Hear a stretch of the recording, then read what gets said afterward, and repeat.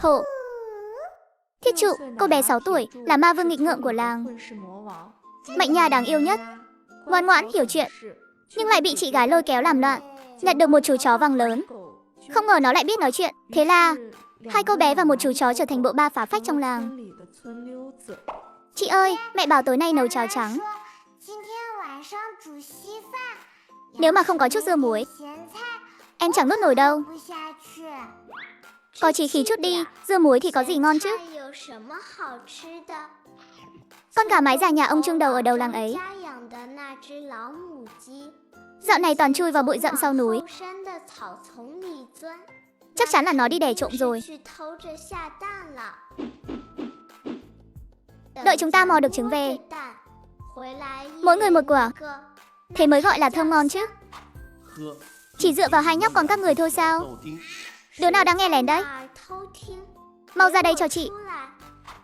Nhỏ tiếng thôi, tay tôi sắp điếc vì cậu rồi đây. Một chú chó vàng từ trong bụi rậm chui ra, đang nheo mắt nhìn hai chị em. Tôi nói chuyện đấy. Cậu biết nói chuyện sao? Mà không phải, sao tôi lại nghe hiểu được cậu nói gì nhỉ? Thật là làm quá. Tôi tên là Đại Hoàng, đã trộn lẫn ở đây 5 năm rồi. Sự đời gì mà tôi chưa từng thấy chứ. Lúc nãy nghe các người định đi trộm trứng nhà ông Trương, tôi khuyên các người nên bỏ cuộc đi. Con ngỗng nhà ông Trương ấy, hôm kia mới mổ cho tìm tái mông ông trưởng làng xong. Đó là ngỗng chiến thần đấy. Cái tay chân khẳng khiu này của cậu không chịu nổi một cái đập cánh của nó đâu. Mạnh Nha lúc này cũng không còn sợ nữa, ngồi xổm xuống lại gần Đại Hoàng.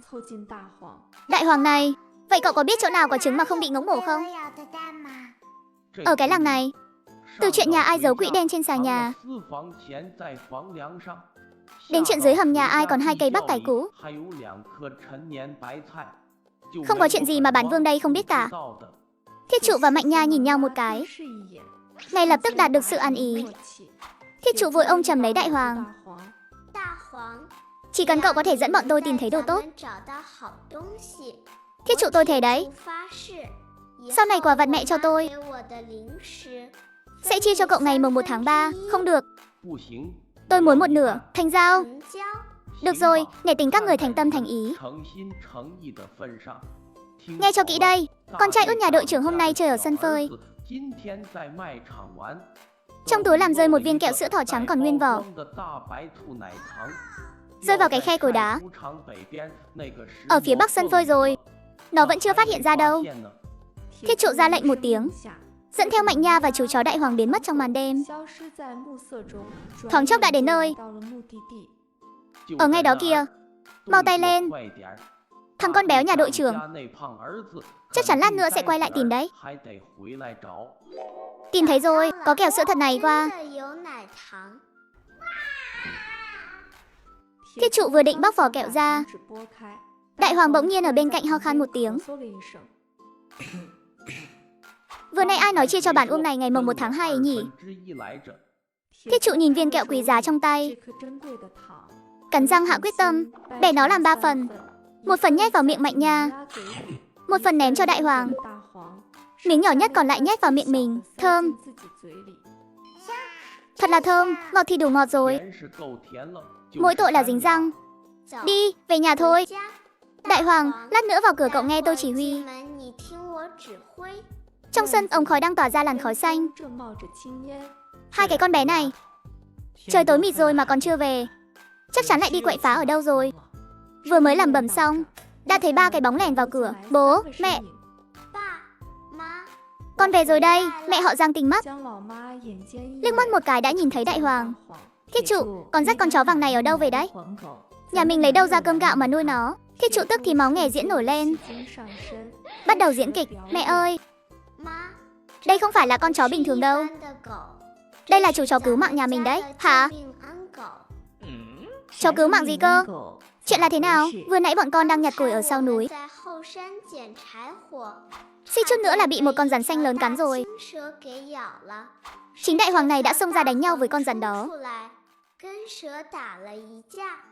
mới cứu được tụi con đó ạ.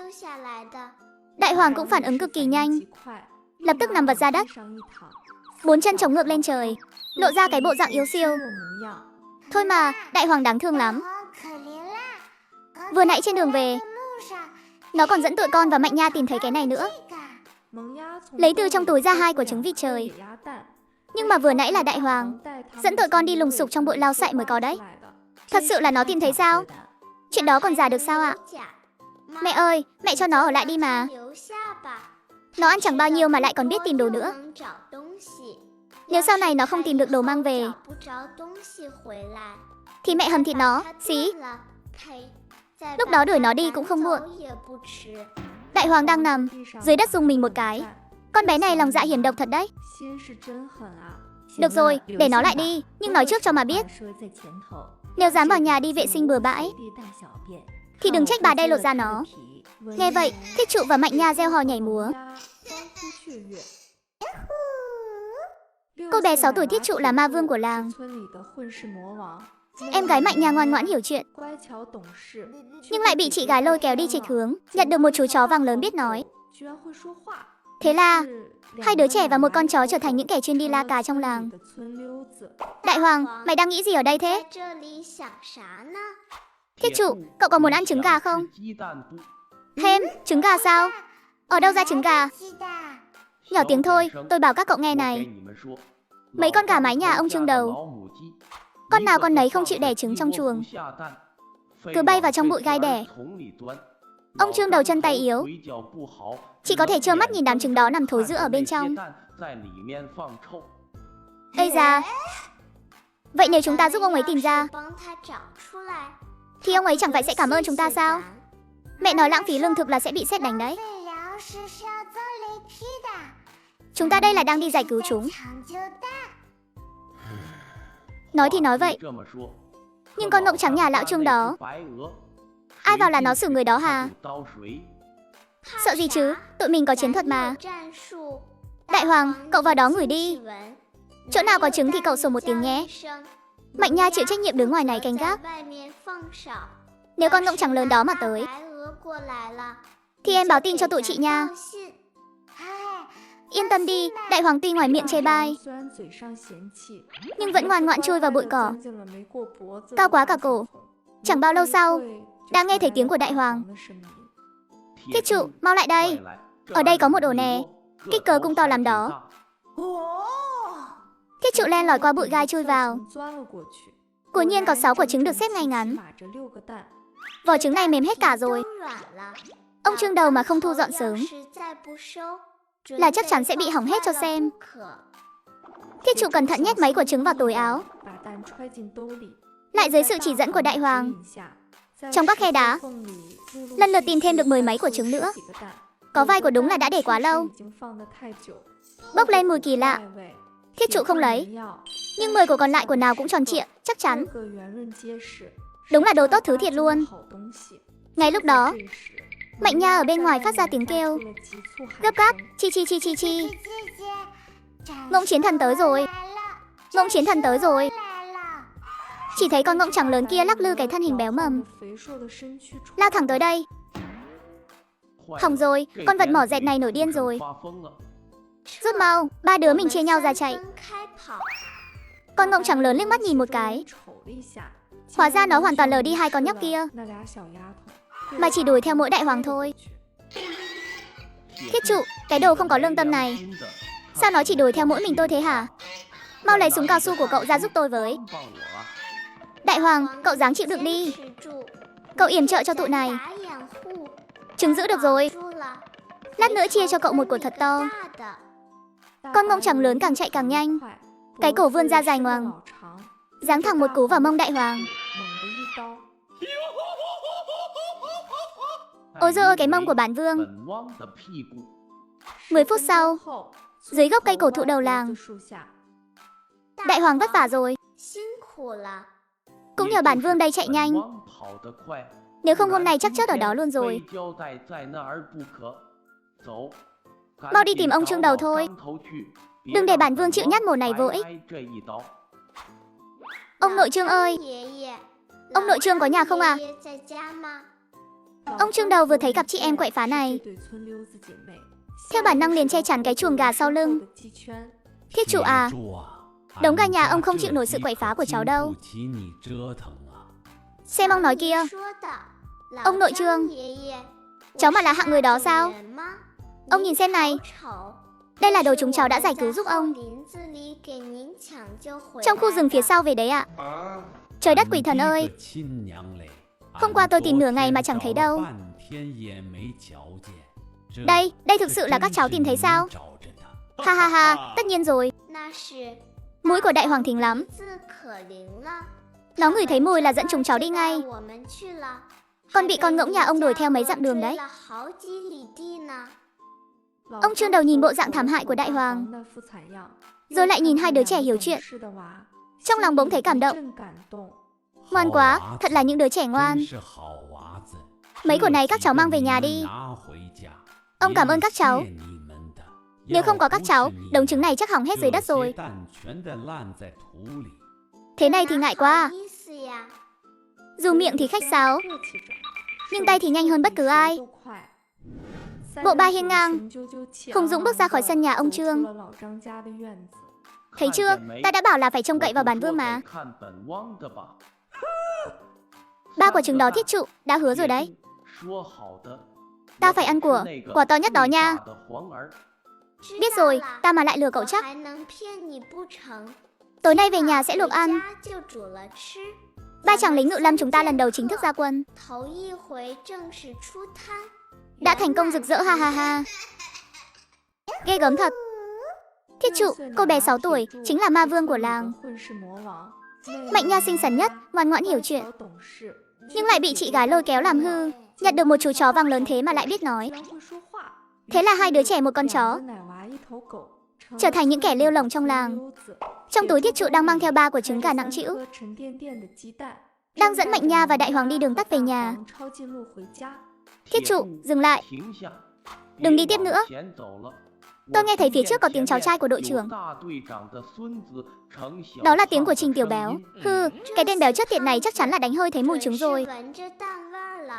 Cậu ta đang làm gì thế? Tôi ngửi thấy trên người cậu ta có mùi thơm nức.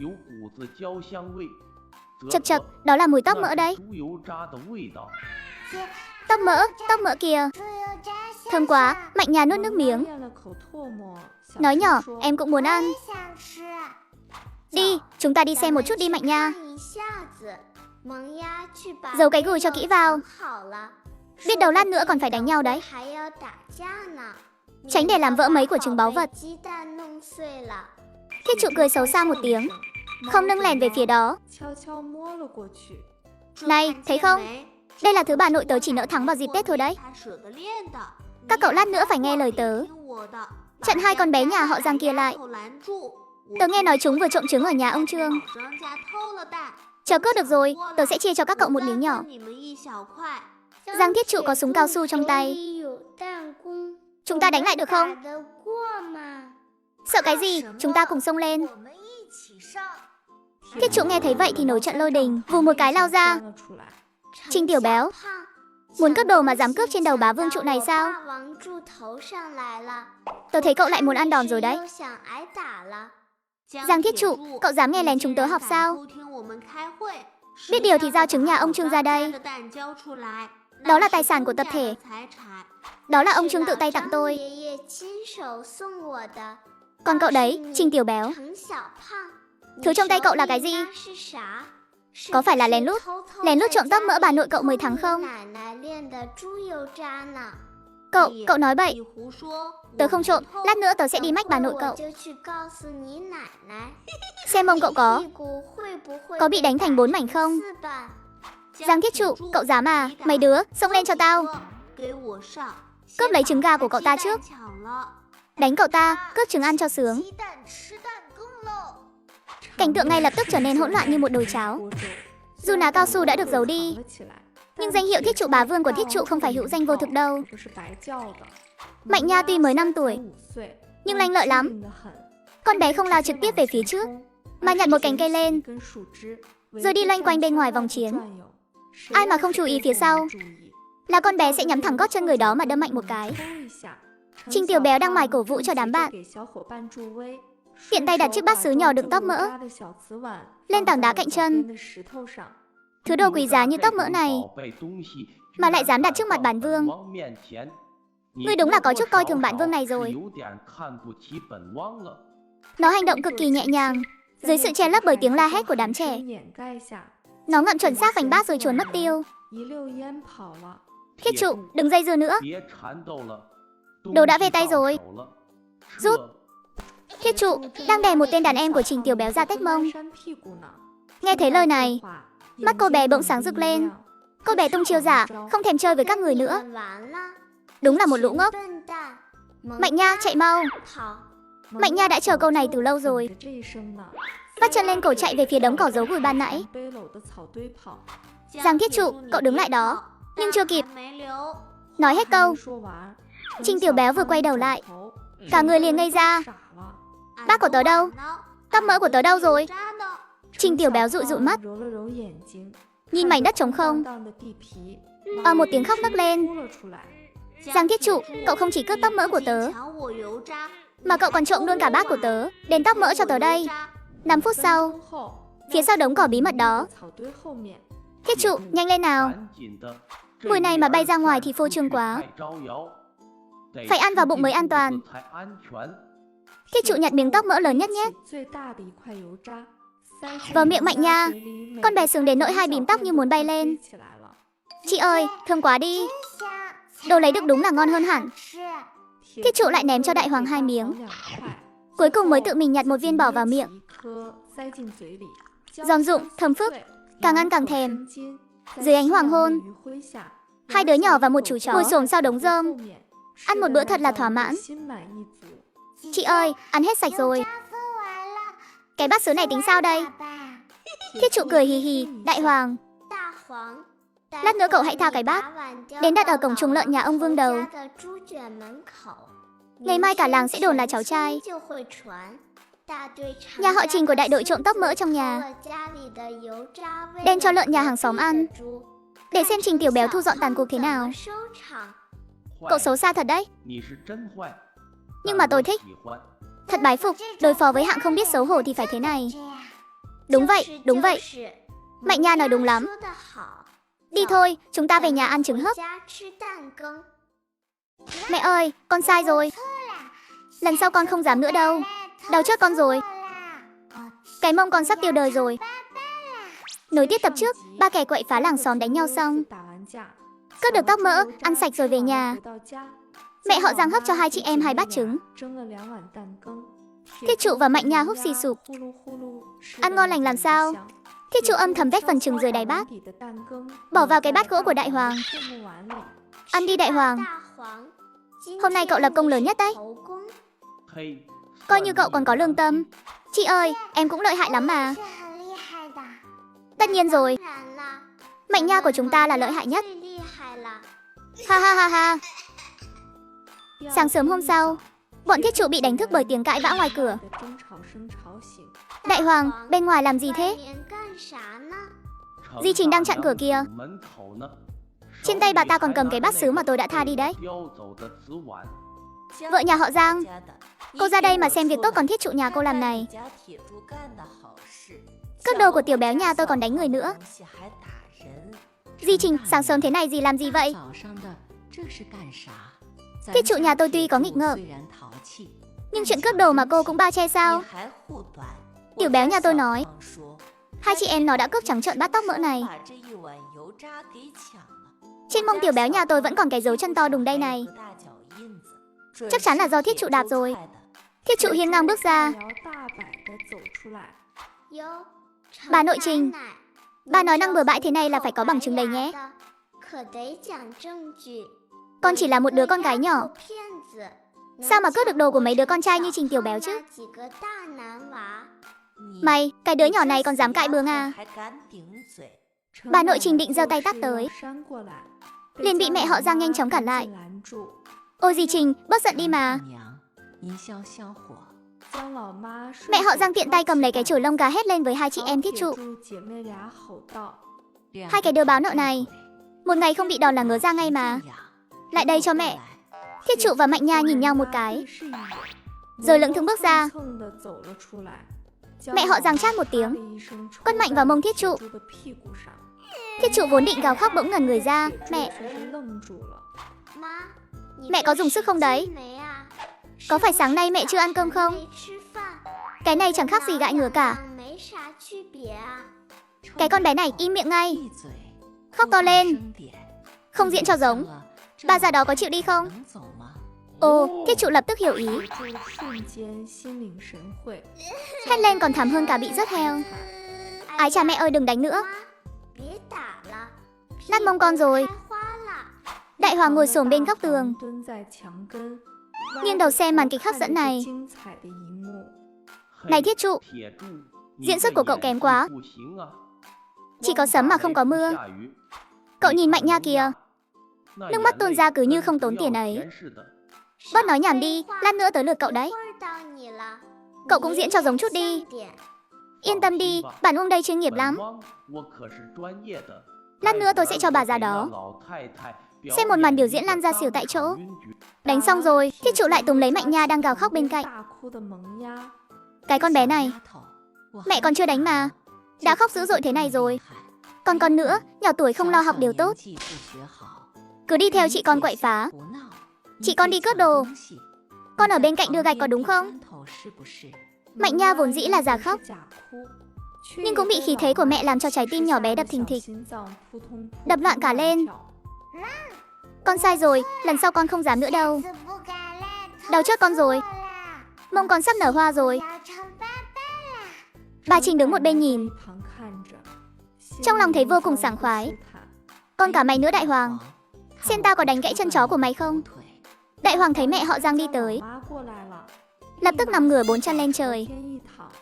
Dù sao cũng là diễn kịch, mẹ chắc chắn cũng không nỡ đánh các người đâu qua. Thiết trụ cứu mạng với. Mẹ chơi thật rồi. Lần này mẹ họ Giang thật sự nổi trận lôi đình. Hai đứa con gái tao không nỡ xuống tay nặng, nhưng cái con chó trộm tóc mỡ như mày mà tao còn không dạy dỗ được sao? Bà chỉ nhìn cảnh gà bay chó sủa trong sân, chút toán khí trong lòng cuối cùng cũng tan biến hết. Được rồi, nhà cô Giang này, sau này nhớ trông con cho kỹ. Đợi người ngoài đi khuất, mẹ họ Giang lập tức vứt cây roi đi. Mau để mẹ xem nào. Không bị đánh đau thật chứ? Không ạ, tay nghề của mẹ còn khéo hơn cả thêu hoa nữa. Mẹ ơi, con cũng không sao. Nhưng Đại Hoàng thì thảm rồi. Lúc này Đại Hoàng đang nằm bẹp ở góc tường, cố sức thổi vào cái mông bị đánh sưng vù của mình. Vẫn là Mạnh Nha có lương tâm, còn biết quan tâm đến bạn Uông này. Cái đồ không có lương tâm như thiết trụ chỉ biết cười thôi. Mẹ họ Giang nhìn hai đứa trẻ và một con chó, cũng vừa bực mình vừa buồn cười. Được rồi, mọi người đều có nước đường để uống. Nối tiếp tập trước, sau khi ba kẻ lêu lổng của làng bị ăn đòn xong, đứa nào đứa nấy nằm trong sân nhỏ vô cùng thong dong. Thiết trụ, đừng có chỉ lo mỗi ngủ. Bố cậu nãy giờ cứ liếc trộm cậu mấy lần rồi đấy. Chắc chắn là không có chuyện gì tốt đâu. Cậu tự cầu phúc cho mình đi. Nếu mà tôi bị đánh đòn thì chắc chắn cũng không thể thiếu phần cậu đâu. Hai ta còn lạ gì nhau nữa chứ. Chị ơi, chúng ta mau chạy thôi. Đợi mẹ nấu cơm xong rồi hãy quay về. Bố ra tay đau lắm đấy. Mấy đứa liếc nhìn nhau một cái, vừa định lén lút chuồn ra ngoài cổng thì đã bị tiếng ho của bố họ Giang làm cho đứng hình. Đứng lại, định tung tẩy đi đâu đấy? Ơ kìa, bố xem bố nói gì kìa. Con vừa nghe thấy mấy con quạ trên bãi sông đang gọi nhau đấy. Con muốn dẫn Mạnh Nha đi giúp chúng chuyển nhà thôi mà. Bố họ Giang lấy ra một cây bút chì mới đỏ chót. Lại đây, bố có chuyện muốn nói với con. Bố xem cái cây này còn mảnh hơn cả cái que nữa. Vụt vào mông chắc chắn là đau hơn nhiều. Cái này không phải để vụt người, cái này là để cho con học chữ. Sau mùa thu, lớp tiểu học của đội sản xuất sẽ khai giảng. Bố đã bàn bạc kỹ với mẹ con rồi, sẽ cho con đi học. Thiết trụ trợn tròn mắt, nhìn bố như nhìn người ngoài hành tinh. Đi học ư? Đến đội sản xuất sao? Cái sân nát bị tường đất bao quanh ở phía sau ấy hả? Nơi có con ngỗng trắng lớn nhà ông Trung đầu. Cái con suốt ngày mổ người ở đó ấy hả? Đó mà là trường học á? Đó là nơi dạy con viết tên mình để trở thành người có văn hóa. Con ngỗng trắng đó chỉ chuyên mổ những đứa trẻ không nghe lời thôi. Con đi rồi thì bố cũng đỡ. Suốt ngày chạy nhảy điên cuồng trong làng như con khỉ hoang vậy. Bố cũng được yên thân vài ngày. Mạnh Nha nghe thấy vậy cũng đột ngột ngẩng đầu lên. Không được. Nếu chị đi học rồi thì em không có chị nữa sao? Ai sẽ dẫn em đi bắt qua đây? Chị con đi học kiến thức, chứ không phải đi vào quân đội. Sau này còn có thể giúp đội sản xuất ghi điểm công nhật. Mạnh Nha, con đừng có hùa theo nữa. Đợi 2 năm nữa con cũng phải đi đấy. Bố ơi, trên xà nhà của ngôi trường đó, có thể cho con lên đó lấy trứng chim không? Đó là lớp học. Xà nhà là để đỡ mái nhà. Con mà lên đó lấy trứng, nhỡ nhà sập chôn con ở trong đó thì sao? Vậy lúc con lên lớp, có thể dắt theo con bò già nhà mình đi cùng không? Con ngồi ở trong phòng, nó đứng ngoài cửa sổ gặm cỏ. Đợi tan học rồi con có thể cưới nó ra bãi sông. Bố ơi, nếu chị dắt bò đi thì con cũng muốn đi. Con sẽ trông quần áo cho chị và bò. Con tưởng đó là bãi chăn bò chắc. Con đòi dắt theo bò. Sao con không dắt luôn con lợn nhà mình đi làm bạn cùng bàn luôn đi? Ở nhà ngoan ngoãn cho bố. Đi học thì phải ra dáng học sinh. Không được trèo cây, không được bắt cá, càng không được dắt theo con chó chọc lông đó. Không dắt thì không dắt. Con cũng chẳng muốn đi nghe mấy cái bài học díu dít lên thuyền đó đâu. Chẳng tha ở nhà ngủ chưa còn hơn. Lấy trứng không được, dắt bò không xong, dắt theo đại hoàng cũng không nốt. Bố ơi, cái trường đó chẳng có cái gì cả. Con không đi đâu, đi thì còn gì là thú vị nữa. Có sách vở, có kiến thức. Sau này biết chữ rồi con sẽ là người thông minh nhất công xã. Sẽ không ai dám bắt nạt nhà mình nữa. Con không đi đâu, nhìn đại hoàng đuổi thỏ còn hăng hơn. Cái gì cũng không cho làm. Làm học sinh chẳng vui bằng đi bắt cá. Đúng là khổ sớm mà. Trinh Tiểu Béo nhất định sẽ cướp khoai lang của con. Hức, bố ơi, con không cho chị đi đâu. Chị đi rồi ai dẫn con đi chọc tổ ong vỏ vẽ chứ? Nhà mình sắp không còn mật ong mà uống rồi. Chọc tổ ong vỏ vẽ mà con còn thấy mình đúng à? Thiết trụ đi học là việc chính sự. Việc này không có thương lượng gì hết. Bố họ Giang nhìn hai đứa con gái bướng bỉnh này, tức đến nỗi thái dương giật liên hồi.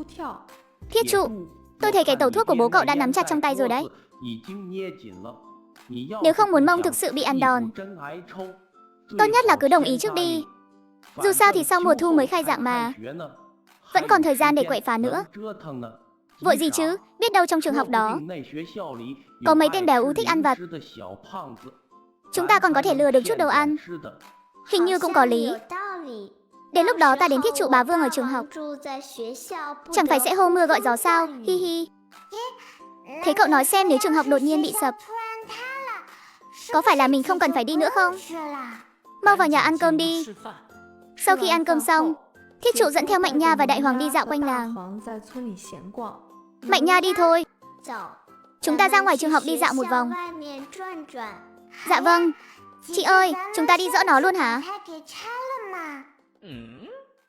Tiếp nối tập trước, Thiết trụ không muốn đi học, dẫn theo Mạnh Nha đến cổng trường học. Chị ơi, cửa trường học này khóa chặt quá, đến cả con chim sẻ cũng chẳng chui vào được. Chúng ta vào dỡ nó kiểu gì đây? Cửa chính không vào được thì mình đi cửa sau. Đại Hoàng, mau đi tìm xem có lỗ hổng nào không. Dưới gốc cây hòe có một cái rãnh thoát nước. Tôi hồi trước từng chui vào đó bắt cóc rồi. Hai đứa dáng người nhỏ nhắn, chắc chắn là được. Thiết trụ nhanh tay lẹ chân dọn đống gạch ra, trườn vào bên trong như một con trạch. Mạnh Nha vành cái mông nhỏ bám theo sau. Chị ơi, bên trong có tối không? Nếu trong đó có rắn lớn, chị phải để nó cắn Đại Hoàng trước nhé. Thịt em mềm lắm, không ngon đâu. Mạnh Nha, nhóc con nhà em càng lúc càng hư rồi đấy. Vào đến trong sân, Thiết trụ gạt cái chốt cửa sổ bị hỏng ra. dẫn theo Mạnh Nha leo vào lớp học. Bàn học mỗi người một cái. Thế chẳng phải giống như làm quan sao? Đợi khi chị vào học rồi, sẽ ghép hết đống bàn này lại để làm giường ngủ. Mạnh Nha ngó bên trái, liếc bên phải, đột nhiên như phát hiện ra kho báu gì đó. Chị, nhìn kìa. Que đường trắng, cái này dùng để viết chữ sao qua. Có thể vẽ tranh nè, em cũng muốn chơi nữa. Lúc này Thiết Trụ lại để mắt tới một lọ mực xanh đen trên bàn giáo viên. Cầm lên nghiên cứu hồi lâu, nhưng vẫn chẳng hiểu nó dùng để làm gì. Ngay lúc đó, tiếng kêu vội vã của Đại Hoàng vang lên. Thiết Trụ nghe thấy ông Mao Đầu đã quay lại. Ông ấy vừa tới cửa, Thiết Trụ giật mình run tay. Cả lọ mực xanh đen đầy ắp trực tiếp bay ra ngoài. Những giọt mực bắn tung tóe, có vài giọt rơi trúng mặt Mạnh Nha. Chị ơi, em bị hủy dung rồi. Em bị hủy dung rồi chị ơi. Khoan hãy nói chuyện đó. Chạy lại đi, mau lên. Tiếng khóa cửa lạch cạch. Ông lão đó đã vào nhà. Ông Mao Đầu bước vào nhìn thấy một mớ hỗn độn, cũng phải ngẩn người ra. Sau đó gào lên, mực của tôi, tiểu giang của tôi. Thiết Trụ, có phải cháu không? Ta đã nhìn thấy cái đuôi của con chó trụ lông kia rồi. Bên bãi sông, Thiết Trụ kéo Mạnh Nha ngồi xổm cạnh mép nước. Múc nước lạnh lên xòa loạn xạ lên mặt Mạnh Nha. Chị ơi đau. Chị nhẹ tay thôi, da mặt em sắp bị chà rách luôn rồi. Thiết Trụ nhìn chằm chằm vết mực không rửa sạch được trên mặt Mạnh Nha, cũng có chút cuống quýt. Cái thứ này chắc cũng giống như nhọ nồi nhà mình thôi. Thấm tí nước là trôi hết ấy mà. Đừng tốn công vô ích nữa. Đây là hàng cao cấp trên thành phố đó. Ít nhất cũng phải nửa tháng mới hết. Mạnh Nha nghe thấy phải nửa tháng. Một tiếng rồi khóc nức nở. Chị ơi, em biến thành yêu quái màu xanh rồi. Mẹ nhất định sẽ coi em là yêu quái rồi thiêu chết cho xem. Nín đi, không khóc nữa. Chúng ta lại nghĩ cách khác. Thiết Trụ nhìn chằm chằm xuống dòng suối, nghiêm túc suy nghĩ. Đột nhiên mắt sáng rực lên. Cứ bảo là tụi mình đi bắt cá. Đây là mực do cá của phun ra. Biết cá của không? Thứ đó to hơn cả đùi tụi mình nữa. Nước nó phun ra còn đen hơn cả mực nữa. Nhưng đó là để cải thiện bữa ăn cho cả nhà, mới thành ra thế này đấy. Đó gọi là lập công. Thiết Trụ à, cậu bịa chuyện giỏi thật đấy. Đến cá của nghe xong cũng phải dọn nhà ngay trong đêm. Nhưng mà trong tay chúng ta không có cá, nên giờ đi thôi. Đi bắt con cá của lớn nào. Mấy đứa hùng dũng, khí thế bừng bừng lao về phía đầm lầy. Còn có tiếng thì thầm của Mạnh Nha. Chị ơi, lát nữa nếu không bắt được cá, mình bắt con rùa thay thế được không chị? Rùa dường như không phun nước đen đâu. Bắt được gì thì là cái đó, chạy mau. Nối tiếp tập trước. Hai kẻ gây họa quyết định đi đầm bùn bắt cá của. Chị ơi, mí mắt em dính thịt rồi, không bỏ ra nổi nữa. Đừng cậy, cậy ra là lộ dấu vết ngay. Chỉ cần chúng ta đủ bẩn, mẹ sẽ không phân biệt được chỗ nào là mực, chỗ nào là bùn đâu. Nhanh lên đi các tổ tông của tôi ơi. Nha. Tiếng còi tan làm đã vang lên 3 hồi rồi. Giờ này chắc chắn mẹ họ Giang đã về đến cửa, đang cầm kẹp cắt than đợi các người đấy. Hai đứa loay hoay suốt nửa tiếng đồng hồ. Cuối cùng Thiết Trụ cũng nhìn thấy một con cá lóc ở đằng kia. Ở đằng kia, Mạnh Nha, mau tới chặn nó lại. Sau một hồi vật lộn, Thiết Trụ cuối cùng cũng lôi được từ dưới bùn ra một con cá lóc lớn nặng chừng 2 cân. Thành công rồi. Cứ bảo là để bắt được con cá này, chị em mình đã đấu với nó trong bùn cả buổi chiều. Nó lại yêu tinh cá của. Phun một ngụm mực độc thẳng vào mặt chúng ta, nên mình mới thành ra thế này. Liệu có bị đánh mông không chị? Chắc chắn là không sao đâu, cứ yên tâm đi. Chị tính hết rồi. Đi, chúng ta về nhà. Ánh hoàng hôn tắt hẳn, khói bếp tỏa lên. Hai người bùn đen thù lùi đang lững thững đi vào sân nhà họ Giang. Trong sân, mẹ họ Giang nhìn thấy hai cái người bùn này, cả người liền sững sờ. Giang Thiết Trụ, Giang Mạnh Nha. Hai đứa đứng đó cho mẹ, đừng có nhúc nhích. Bùn đất đầy mình thế này. Hai đứa đi đâu về đây? Thiết trụ vừa nghe thấy, liền vội vàng đưa con cá lóc trong lòng ra phía trước. Mẹ ơi, mau lấy chậu ra đây đi. Hôm nay con cá lóc này thành tinh rồi mẹ ạ. Nó chui vào đầm bùn cố định chạy trốn. Con và Mạnh Nha vì muốn cải thiện bữa ăn cho nhà mình nên đã đại chiến với nó 300 hiệp trong bùn đấy. Mẹ xem con cá này có to không? Đúng, con cá lóc tinh đó hung dữ lắm.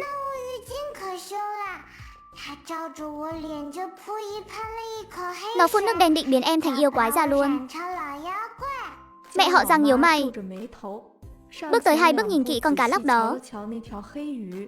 Nói thật lòng, thời buổi này gặp được miếng thịt không rẻ, lại còn phun nước đen. Mẹ sống 30 năm rồi, chỉ nghe nói mực phun mực thôi, chưa từng nghe cá lóc cũng có bản lĩnh này bao giờ. Thế nên con mới nói, con cá lóc này thành tinh rồi, chúng ta phải mau chóng ăn nó thôi. Được rồi, bớt nói điều bên tai mẹ đi. Mau ra sân sau rửa cho sạch đi. Nếu cái đống bùn trên người kia mà không rửa sạch thì tối nay hai đứa vào nồi ngủ chung với con cá lóc luôn nhé. Bên giếng nước ở sân sau, mẹ họ Giang sắn tay áo lên, trong miệng vẫn còn lầm bầm mắng mỏ. Mấy bộ quần áo này vừa mới mặc mà đã nghịch như cái lưới đánh cá rách thế này rồi. Thiết trụ, con tự vò đi. Mạnh Nha, con lại đây, để mẹ kỳ cọ cho thật sạch. Xem cái mặt này, bồi chết như mặt hè đi diễn kịch ấy. Mạnh Nha sợ hãi nép sau lưng thiết trụ. Mẹ ơi, để con tự rửa. À? Mẹ họ Giang túm lấy Mạnh Nha, cầm lấy miếng sơ mướp thô ráp, nhăn thẳng vào mặt Mạnh Nha mà kỳ cọ một trận tơi bời. Nhẹ tay chút, đừng động đậy. Bùn đất đầy mình, không khí mạnh thì sao mà sạch được. Nhưng khi lớp bùn đen dần dần được rửa trôi, tay của mẹ họ Giang bỗng nhiên khựng lại. Cái này là gì đây? Bùn đen rửa sạch rồi, sao mấy cái chấm đen này vẫn còn thế nhỉ? Chăm chú nhìn kỹ một hồi, mẹ họ Giang cuối cùng cũng phản ứng lại. Đây rõ ràng là vết mực mà. Giỏi lắm, các con bản lĩnh gớm nhỉ. Dám chạy đến học đường trộm mực nghịch rồi hả? Mẹ, con sai rồi ạ. Đó là do Đại Hoàng dẫn đường sai hướng đó. Đại Hoàng ngoài cửa nghe xong ngẩn người. Đây, thiết trụ, cậu đúng là đồ báo mà. Lại liên quan tới tôi nữa hả? Mẹ, đều là do cái lọ mực đó động thủ trước ạ. Nó tự đổ ra đó chứ. Con mới nhìn nó một cái thôi mà nó đã dính chặt lên mặt con rồi. Còn biện minh, hai đứa bay qua đây cho mẹ. Cả con Đại Hoàng ngoài cửa nữa, vào đây luôn. Đêm đó, trong sân nhỏ nhà họ Giang vang lên những tiếng kêu thảm thiết không ngớt. Nửa tiếng sau, mẹ họ Giang ở trong bếp đang loảng xoảng, đang băm con cá lóc đó. Hai người một chó đang ngồi xổm trong sân. Chị ơi, mông em hình như tê dần luôn rồi. Mẹ mình ra tay nặng thật đấy. Không sao. Lát nữa chúng ta ăn thịt cá cuốn canh cá để bồi bổ. Bận rộn cả buổi trời rồi còn bị ăn đòn. Có phải là lỗ to rồi không? Hai người lỗ cái gì? Bồn ư mới là lỗ này. Tôi mới là người thực sự lỗ nặng đây. Thiết trụ, cái đồ không có lương tâm này. Đại Hoàng, đó là vì cậu có năng lực nên làm nhiều thôi. Lát nữa chia cho cậu nhiều xương cá một chút.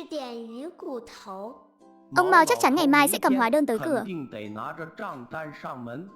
Ngày mai cả hai đứa đều phải tới đội sản xuất làm việc, kiếm điểm công để đền tiền mực cho người ta. Lúc này mẹ họ Giang bưng 2 cái bát sứ đi ra. Qua đây ăn cá đi. Ăn no rồi thì mau đi ngủ. Hai chị em mắt sáng rực, cũng chẳng thèm quan tâm mông có còn đau hay không nữa, lao nhanh như bay về phía bát sứ. Cá này thơm thật đấy. Trận đòn này coi như cũng đáng.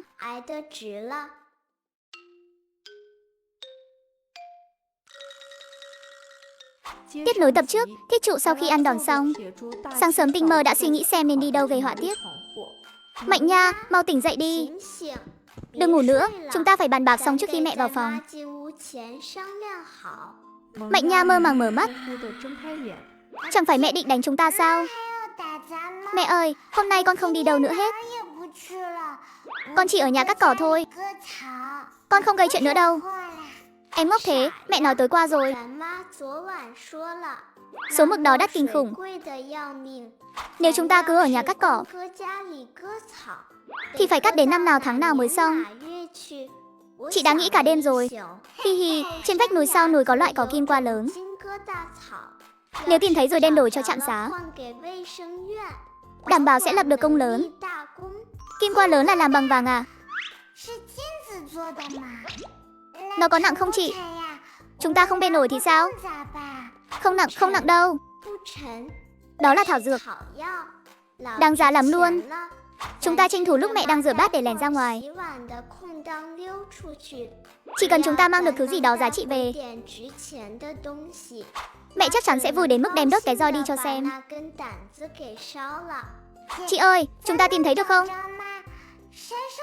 Sẽ có sói chứ nhỉ? Có đại hoàng mà. Chúng ta chỉ tìm một cây thôi, đổi lấy tiền để đền số mực kia. Mẹ chắc chắn sẽ khen chúng ta. Thiết trụ, cậu đợi chút. Ý cậu là để bàn Uông đánh nhau với sói hả? Tôi à? Ái cha, đại hoàng à? Chị tin tưởng cậu mà. Đúng vậy, đại hoàng lợi hại lắm. Bản Uông thật sự cảm ơn hai người đấy. Một lúc sau, mẹ họ Giang vén rèm bước vào phòng. Trên tay bưng hai bát cháo loãng nóng hôi hổi. Ăn xong thì đứa nào đứa nấy ở yên đó cho mẹ. Thiết trụ, còn dẫn Mạnh Nha ra sân sau. Dọn dẹp đống củi khô lộn xộn kia đi. Đứa nào còn dám chạy ra ngoài nữa. Mẹ yên tâm đi. Con không chạy đâu, con đi dọn củi mà. Vâng à mẹ. Con nhất định sẽ trông nó Mạnh Nha thật tốt. Không đi đâu hết. Nghe cái giọng điệu toàn lời dối trá này xem. Sau bữa ăn, lúc mẹ họ Giang đang rửa bát, Mạnh Nha, chính là lúc này. Nhanh lên, đại hoàng, theo sát vào. Ba bóng người ở sau núi áp sát vào chân tường viện, lén lút chuồn ra khỏi sân nhỏ. Thiết trụ dẫn theo Mạnh Nha, chuyên chọn những nơi cỏ rậm rừng sâu để chui vào, vì sợ bị các xã viên đang làm việc trên đồng nhìn thấy. Đống cỏ này mọc, trông đều giống hệt nhau vậy. Cái nào là cái đổi ra tiền được nhỉ? Đừng vội, chúng ta tìm cái nào trông có thần thái nhất ấy. Hai chị em loay hoay suốt nửa tiếng mà vẫn chẳng tìm thấy cục vàng nào. Thật ra thứ hai đứa tìm là thiên ma, nhưng thiết trụ vốn chẳng biết thiên ma là cái gì. Trong khu rừng này đến một cái lông chim cũng chẳng có. Ngược lại còn có một mùi vị rất lạ. Đợi đã thiết trụ. Đừng đi về phía đó. Phía đó có mùi thịt sống. Cái gì thế à? Em sợ. Thiết trụ lấy hết can đảm gạt đám cỏ khô ra. Chỉ thấy bên trong đang có một khối đen thui đang động đậy. Đây có phải yêu quái không? Nó đang kêu kìa. Thiết trụ nhìn kỹ lại. Đây chẳng phải là con bò hoa đen của đội sản xuất sao? Đội trưởng hôm qua đã thông báo trên la suốt cả ngày, nói là bò bị mất rồi. Ai tìm thấy sẽ được thưởng 10 điểm công hồng. Lấy điểm công hồng chắc là đổi được nhiều màn thầu to lắm nhỉ? Đâu chỉ có màn thầu, đó là đại công lao đấy. Mạnh Nha, đại hoàng, hai đứa ở đây trông nó nhé. Chị quay về gọi người. Thiết trụ chạy như bay, còn chưa vào đến đầu làng đã gào to tướng lên. Đội trưởng, con bò hoa đen đang ở trong hố sau núi kia. Mọi người mau đến đây đi.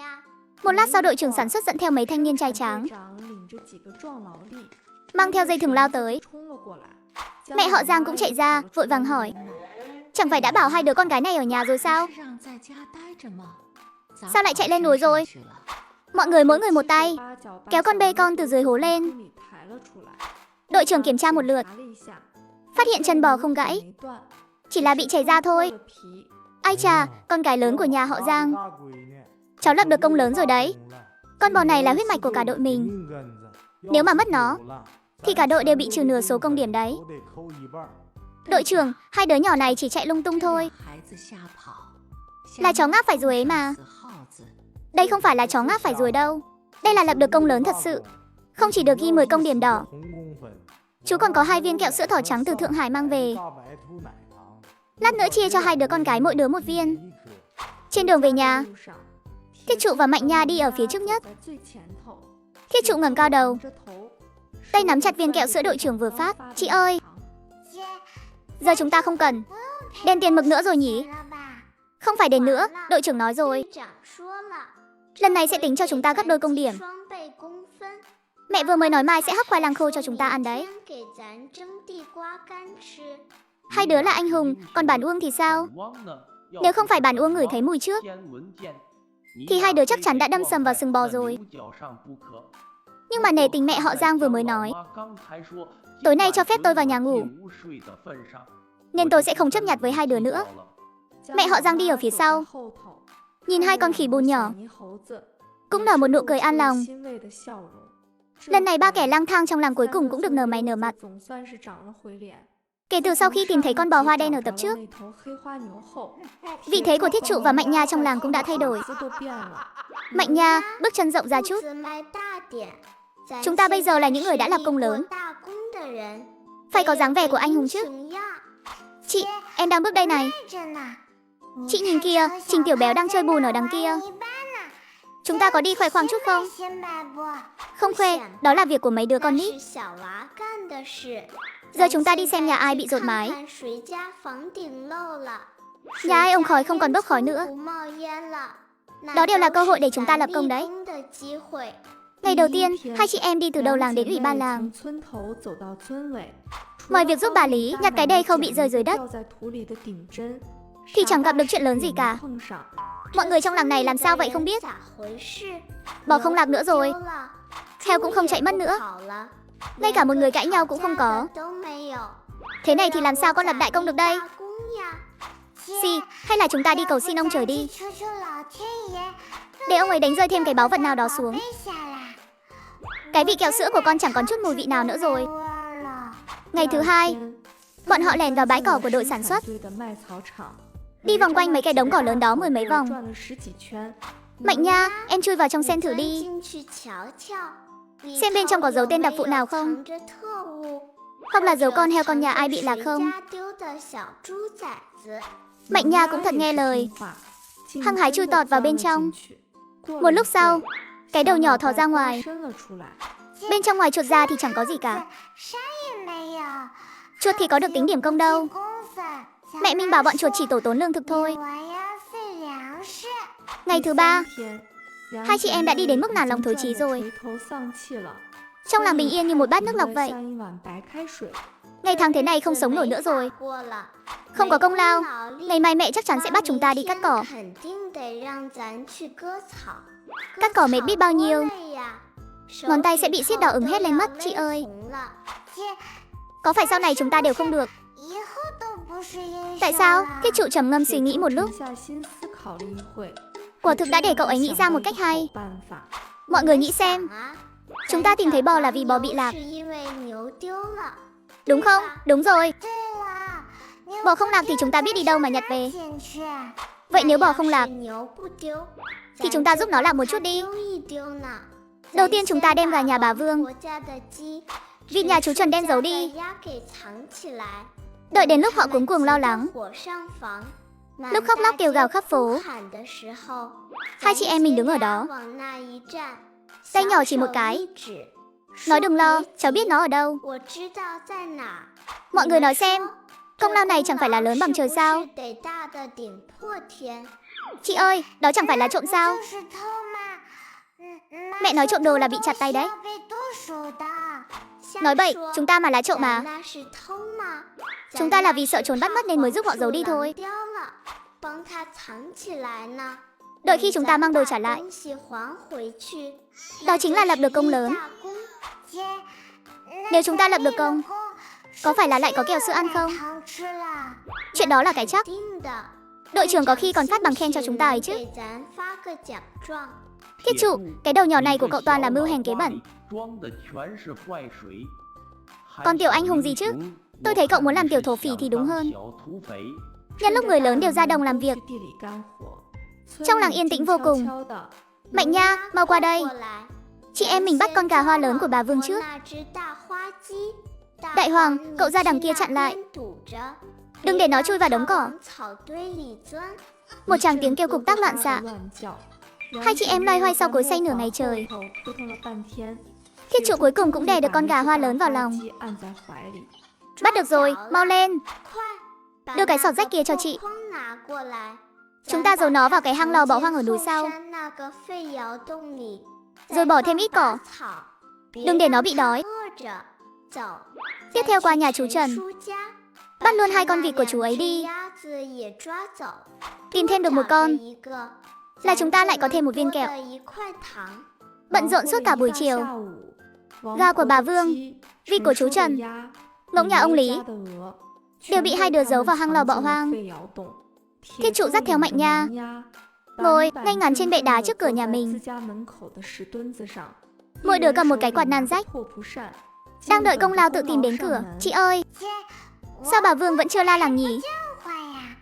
Bụng em đói kêu lộc cộc rồi đây này. Nếu bà ấy còn không phát hiện mất gà, có phải là chúng ta phí công vô ích rồi không? Gấp cái gì, lát nữa bà ấy về nhà cho ăn. Vừa gõ chậu mà gà không về, bà ấy chắc chắn sẽ khóc cho xem. Thiết trụ, Mạnh Nha, xảy ra chuyện lớn rồi. Bà Vương không khóc. Bà Vương đang dẫn đội trưởng đi về phía này kìa. Nhìn cái điệu bộ đó, chẳng giống như sát cho các cháu kẹo đâu, mà giống như muốn tát cho hai đứa mấy phát hơn. Hai đứa định thần nhìn lại, quả nhiên chẳng thấy công trạng gì, chỉ thấy một đám người kéo đến. Sau khi kể lại đầu đuôi sự việc cho mẹ họ Giang nghe, đêm hôm đó, trong sân nhỏ nhà họ Giang lại vang lên tiếng khóc la. Tiếp nối tập trước, sau khi gây họa và bị ăn đòn xong, hai chị em bị mẹ bắt đi cắt cỏ lợn. Mẹ ơi, mông con đau quá, đi không nổi nữa rồi. Lúc bắt cả chân tay thấy nhanh nhẹn lắm mà. Lúc đó sao không thấy đau? Thiết trụ không dám cãi lại, xách cái sọt lớn lên rồi đi ra ngoài. Mạnh Nha, mau đi thôi, con lề mề nữa là mẹ lôi roi ra đấy. Mẹ ra tay nặng quá đi mất. Cái mông này chắc chắn là nở hoa rồi. Lần sau mình phải giấu nó xa hơn chút, như vậy mới không bị phát hiện được. Hai vị tổ tông ơi, hai người vẫn còn muốn giấu gà à? Xem ra trận đòn hôm qua chưa đủ thấm rồi. Vừa dứt lời, Trinh Tiểu Béo đang dẫn mấy đứa con trai đi tới. Vừa nhìn thấy hai chị em, cậu ta liền gào toáng lên. Đồ mặt dày bị sọt lớn đè, bắt gà không xong bị ăn đòn. Mạnh Nha vừa định cãi lại thì bị thiết trụ cản lại. Mẹ đang nhìn ở đằng sau kìa, đừng có thèm chấp bọn họ. Đại hoàng trừng mắt nhìn Trình Tiểu Béo một cách hung dữ. Thằng béo kia, mày cứ đợi đấy cho ta. Đợi đến ngày mai, ta sẽ đến chân tường nhà mày đào một cái hố, để bố mày vừa ra khỏi cửa là ngã sấp mặt luôn. Thiết trụ, đừng thèm nhìn cậu ta. Chúng mình đi về phía chân núi đi. Ở đó ít người, cỏ ở sườn phía nam mọc rất tốt. Thiết trụ và Mạnh Nha chồng mông lên, tiếng liềm nhỏ cứ xẹt xẹt cắt cỏ. Chị ơi, sao cái sọt của mình mãi không đầy thế? Hay là nó bị thủng đáy rồi? Thế này thì chậm quá. Mạnh Nha à, em bảo nếu mình tìm được một bụi cỏ thật lớn, chỉ cần cắt một liềm là xong. Nếu mà đầy hết thế này thì tốt biết mấy. Em không làm nữa đâu. Mông em đau mà chân cũng mỏi nữa. Bụng còn đang kêu ung ục đây này. Hay là chúng mình về nhà để mẹ đánh một trận cho rồi. Chúng ta là tiểu ma vương trong làng mà. Lẽ nào lại bị mấy ngọn cỏ này làm khó sao? Mạnh Nha, mau dậy đi. Em nhìn đám cỏ dưới gốc cây cổ thụ cổ cong đằng kia kìa, trông xanh mơn mởn luôn. Chắc chắn là cỏ tốt đấy. Hai chị em vất vả lết đến dưới gốc cây, nhưng thứ thu hút họ hơn là mấy cỏ dại nhỏ đỏ mọng dưới gốc cây. Cái của đó ấy, em nhìn kìa, của dại đấy, đừng có động lung tung. Mẹ bảo loại của này là có rắn bò qua rồi. Có độc đấy, ăn vào là trong bụng mọc sâu lớn đó nha. Thật à? Đại hoàng, mày ngửi thử xem, quả này có độc không? Không có độc, chỉ là hơi chua thôi. Nhưng mà đằng sau bụi cỏ khô kia, hình như có mấy củ khoai lang dại. Thứ đó mới gọi là ngọt. Thiết trụ chạy loạn xạ theo hướng đại hoàng chỉ. Khi quả nhiên đào được một củ khoai lang dại trong bùn. Mau lên Mạnh Nha. Chùi đi rồi em mau ăn đi. Mạnh Nha cắn một miếng. Vị nước ngọt lịm lan tỏa trong miệng. Nhìn thấy dáng vẻ thỏa mãn của em gái, cậu ấy cảm thấy người làm chị như mình cũng có chút bản lĩnh. Mạnh Nha, em cứ nhai đi. Chị lại đào cho em thêm 2 củ to nữa. Hôm nay chúng ta nhất định phải ăn cho thật no. Thiết trụ đang đào thì ánh mắt của cậu ấy bỗng nhiên bị thu hút bởi một loài cây trong bụi cỏ. Khi cây cỏ này trông đẹp thật đấy. Cái cổ nó vươn còn thẳng hơn cả lưng bác đội trưởng nhà mình. Mạnh Nha, em nhìn cây này này. Có phải là món bảo bối có thể đổi ra tiền mà bố hay nói không? Mạnh Nha đang nhồm nhòm khoai lang dại trong miệng, nói lung búng chẳng rõ là đang nói gì. Thiết trụ cứ thế rắc rắc một hồi xung quanh cây cỏ đó, rồi vơ đại được cả một nắm to. Vội vàng nhét hết vào trong gùi. Chúng ta đi trạm xá thôi. Hai chị em hớt hà hớt hải xông vào trạm xá công xã. Thiết trụ gào to, ông ơi, ông ơi. Ông nhìn xem cháu đào được bảo bối lớn này. Ái cha, nhóc con. Đây chỉ là một đống cỏ xanh cho lợn ăn thôi mà. Cháu à, thứ này trạm xá. Không có thu đâu, ông ơi. Ông xem cây này này. Cây này trông rất tươi. Nó cũng không đổi được kẹo sao? Đi thôi, đi thôi. Mau về nhà cắt cỏ đi. Muộn rồi mẹ cháu lại lo đấy. Hai chị em ủ rũ bước ra ngoài. Ngay lúc đó, phía sau truyền đến tiếng gọi. Hắc, con bé kia, đợi chút đã. Thật là kỳ lạ. Trong đống cỏ dại này, không ngờ lại giống một cây trọng lâu hoang dã. Cúc vàng nhỏ, đúng là bảo bối đó rồi. Đúng vậy, hơn nữa cây này cũng có tuổi thọ không ngắn đâu. Rễ và thân mọc thật chắc chắn. Cháu à, đây là đồ tốt đấy. Có thể chữa được bệnh nặng. Số dược liệu này sẽ được ghi sổ. Lát nữa ông sẽ đưa phiếu công điểm cho các cháu. Đội trưởng, kẹo này chỉ còn 1 viên thôi. Hai chị em cháu chia nhau trước đi. Thiết trụ giật lấy viên kẹo sữa nhét vào miệng Mạnh Nha. Mạnh Nha vẫn còn chưa kịp phản ứng. Thiết trụ nói, vừa nãy chị nếm thử vị thuốc ở trong phòng rồi. Đang đến mức lưỡi chị tê cứng luôn. Có ăn kẹo cũng không thấy ngọt đâu. Đi thôi, chúng ta về nhà. Thiết trụ à, cậu cứ giỏi bịa chuyện đi. Cái tiếng nuốt nước miếng của cậu, tôi đứng cách xa 3 dặm còn nghe thấy. Nhưng mà hôm nay cậu đúng là có dáng dấp của một người chị đấy. Dưới ánh hoàng hôn, Mạnh Nha ngậm kẹo, kéo vạt áo của thiết trụ. Dưới sự hộ tống của đại hoàng, đi về phía sân nhỏ nhà họ Giang đang nghi ngút khói bếp. Tiếp tập trước, hai chị em tìm được cục vàng nhỏ đang trên đường về nhà.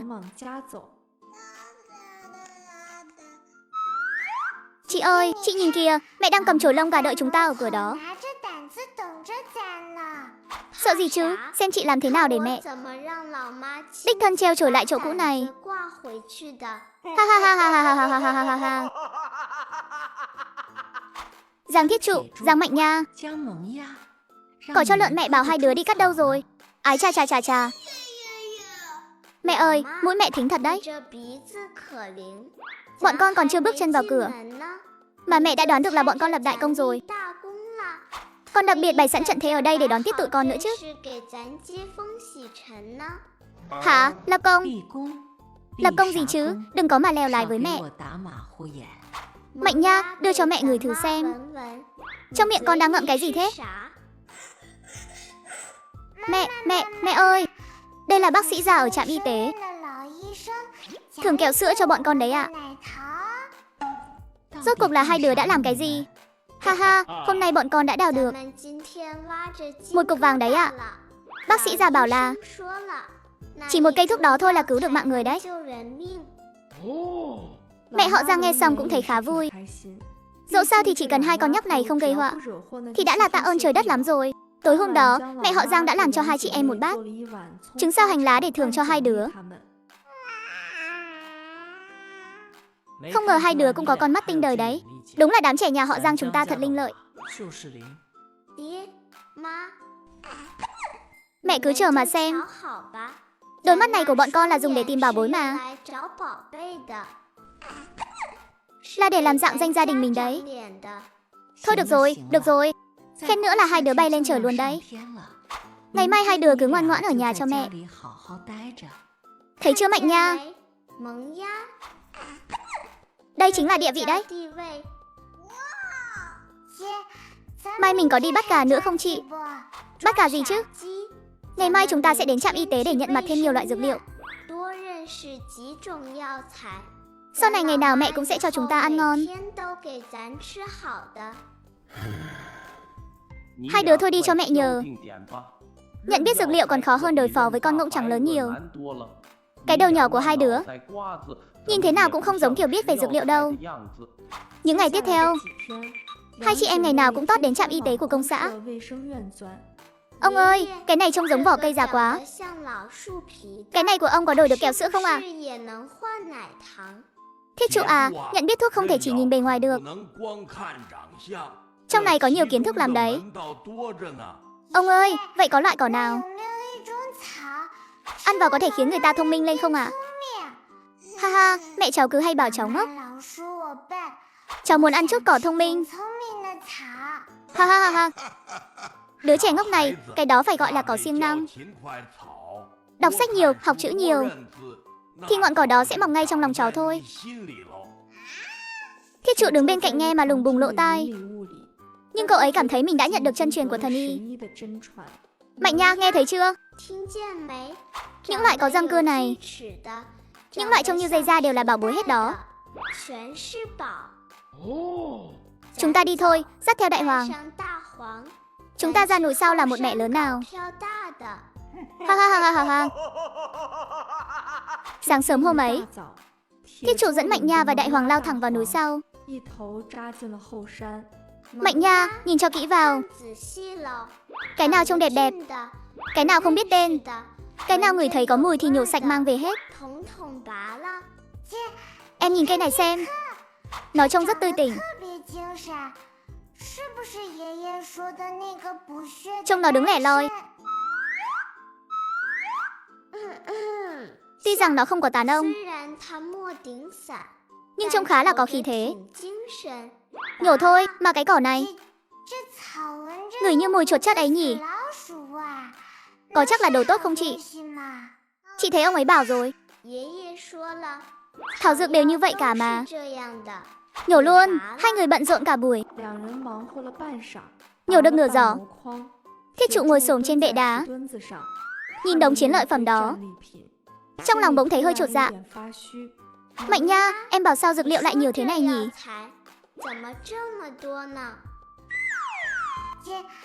Ông thầy thuốc nói thuốc có thể chữa bệnh. Hay là chúng ta thử xem. Nếu chúng ta ăn vào mà không thấy khó chịu thì chắc chắn là thuốc tốt rồi. Có lý đấy. Đại Hoàng, mày lại đây. Mày ngửi xem cây nào ngon nhất. Cái gì cơ họ Giang? Thiết trụ, cái mũi này của ta là để ngửi mùi thịt, chứ không phải để ngửi mấy cái thứ cỏ này. Cậu thích đưa cho ai thì đưa.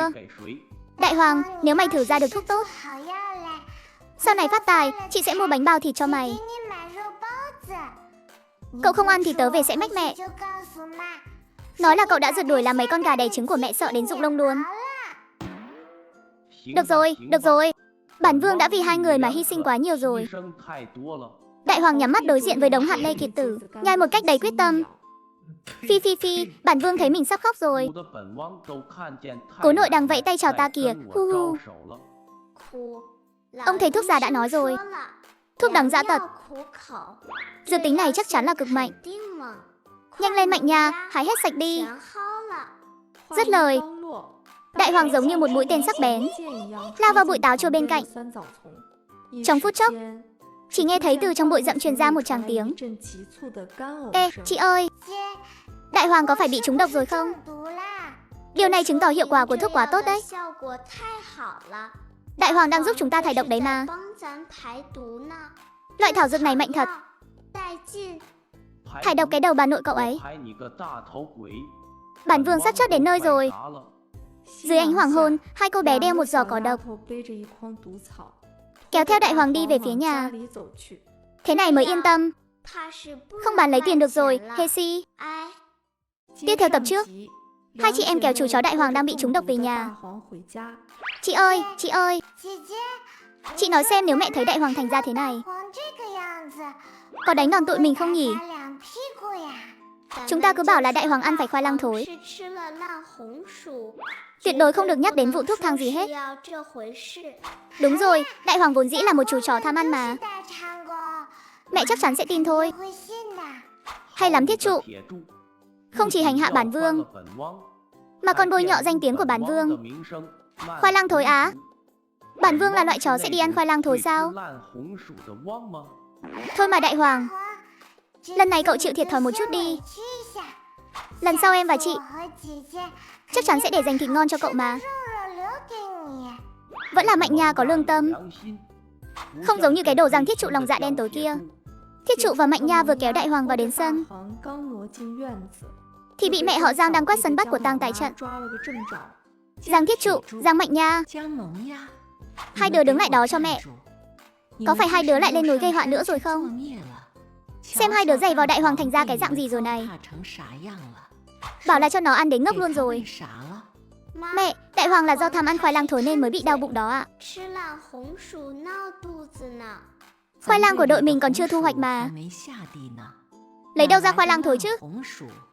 Mẹ thấy hai đứa đúng là 3 ngày không đánh là nhảy lên nóc nhà dỡ ngói mà. Thật sự coi bà già này dễ bị lừa lắm hả? Khuôn mặt nhỏ nhắn của Mạnh Nha tái mét, ngồi bệt mông xuống đất. Mẹ ơi, con sai rồi. Đều là lỗi của con. Đã cho đại hoàng ăn mấy bông thảo dược.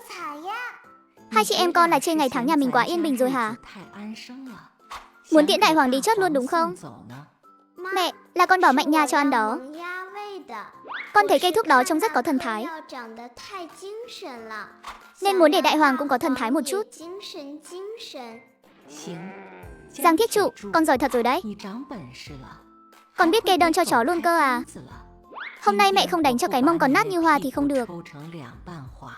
Mẹ họ Giang tóm lấy. Thiết Trụ, nhắm thẳng vào cái mông nhỏ của cô bé mà tét 2 phát. Mẹ, con ngoan mà. Con không kê đơn nữa đâu. Mạnh Nha trốn ở góc tường co rúm lại thành một cục, cũng không thể thoát được một kiếp này. Bị mẹ họ Giang lôi qua, cũng cho một trận vào mông. Món mông xào thì phải mạnh tay vào. Mẹ nó ơi, sang bên trái thêm một cái nữa. Cái mông của Mạnh Nha vừa nãy né được một cái kia, vẫn chưa trúng kia. Đúng, cứ thế mà đánh. Mấy phút sau khi mẹ họ Giang đánh mệt rồi đi vào nhà, Thiết Trụ và Mạnh Nha ôm mông, ngồi xổm dưới chân tường quẹt nước mắt. Chị ơi, em còn tưởng đợi khi chúng ta thành thần y, khám bệnh cho người ta ở trạm xá, có thể đổi được bao nhiêu là kẹo sữa thỏ trắng về chứ. Giờ thì kẹo chẳng thấy đâu, hức. Đến cả cái mông cũng sắp mất rồi. Kẹo thỏ trắng hả Mạnh Nha? Em thôi đi cho bản uông nhờ. Để hai chị em cô giày vào thêm vài lần nữa là cô có thể trực tiếp dẫn anh đi gặp cụ cố nhà anh luôn rồi đấy. Mạnh Nha này, chị nghĩ một chút rồi. Chúng ta không thể bỏ cuộc được. Em nghĩ xem, tại sao hôm nay chúng ta lại bị ăn đòn? Là vì bản lĩnh của chúng ta không đủ. Chúng ta coi cỏ độc là bảo bối. Nếu chúng ta thực sự trở thành thần y, chỉ cần nhìn một cái là biết cỏ đó có độc, thì đại hoàng đâu có phải chịu khổ thế này. Mẹ làm sao mà quất chúng ta được. Nhưng mà học nghề khó quá đi. Mấy cái cây cỏ đó trông cứ giống hệt nhau, tên thì lại còn kỳ kỳ quái quái.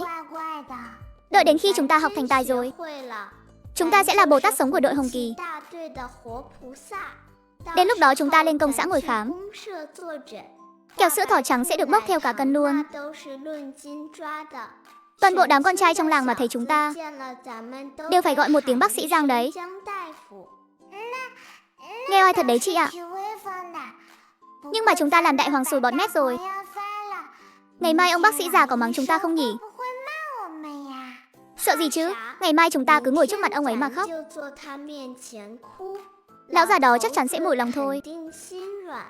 Chỉ cần ông ấy chịu dạy, chúng ta sẽ học bán sống bán chết. Sau này chị bốc thuốc, Em thì nhớ tên. Vị trí thần y sớm muộn gì cũng là của nhà mình thôi. Được ạ, em nghe lời chị. Chúng ta phải kiếm tiền mua kẹo. Còn phải tạ Lôi với đại hoàng nữa. Thôi xong, cái hố này không nhảy ra nổi rồi. Một đứa thì lòng dạ đen tối, một đứa thì nham hiểm ngầm. Kiếp này của bạn Uông coi như tiêu đời trong tay hai con nhóc này rồi.